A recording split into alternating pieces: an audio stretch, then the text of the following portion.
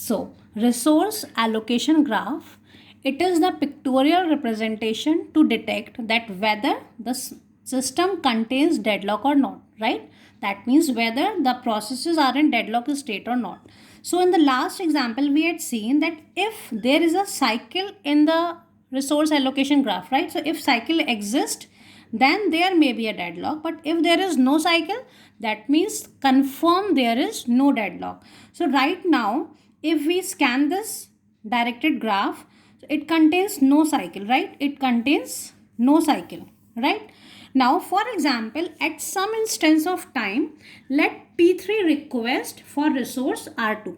For example, P3 process request for R2 resource. We are having the two instances of R2 resources, but these both the instances are allocated to some process, right? So because P3 is requesting for R2, but R2 is not available, so it will goes into the waiting state. And the P1 process is also requesting for the R1 resource, which is already allocated to the P2 process. So P1 process is in waiting state.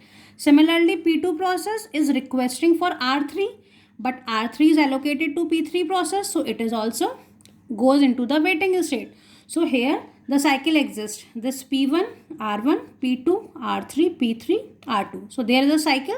That means confirm there is a deadlock. So all the three processes goes into the waiting state because no other process can change its state.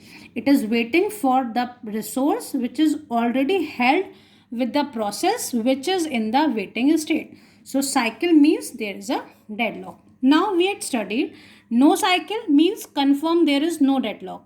But if cycle exists, there may be a deadlock. It may be or may not be, right? So that means here the deadlock confirm there is a deadlock because all the three processes is in the waiting state, right? Now let's see another scenario. For example, this we are having this resource allocation graph. So here we are having the four process P1, P2, P3 and P4. We are having four processes and two resource types, R1 resource type and R2 resource type. We are having two instances of R1 resource type and two instances of R2 resource type, right? So this is the scenario that this one instance of R1 is allocated to P2 process, one instance of R1 is allocated to P3 process. Similarly, one instance of R2 is allocated to P1 process and one instance of R2 is allocated to P4 process. Now, P1 is requesting for R1 but no instance is available.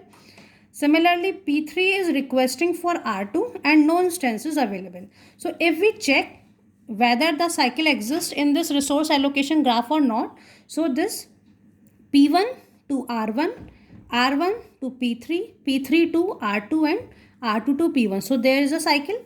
Cycle exists between which processes? P1 and P3, right? This is P1, R1, R1, P3, P3, R2 and again R2 to P1. So cycle exists between which process? P1 and P3, right? These two processes are in deadlock state, right? But if in some instance of time, one instance of R2 is allocated to P4 process, right? So when P4 process gets completely executed, what it will do? It will release this R2 resource. And when this instance of R2 is free, it will be allocated to P3 process. So when it will be allocated to P3 process, the cycle will break and the process will come out of this deadlock state. That means that if there is a cycle, so there may be deadlock or may not be, because in this first scenario, all the three processes are in deadlock state, so confirm there is a deadlock. But here in this scenario, because only two processes are in deadlock state, so at any point of time when this process release this resource, this will be allocated to P3 process and the cycle will be break, right? So cycle does not mean deadlock, right?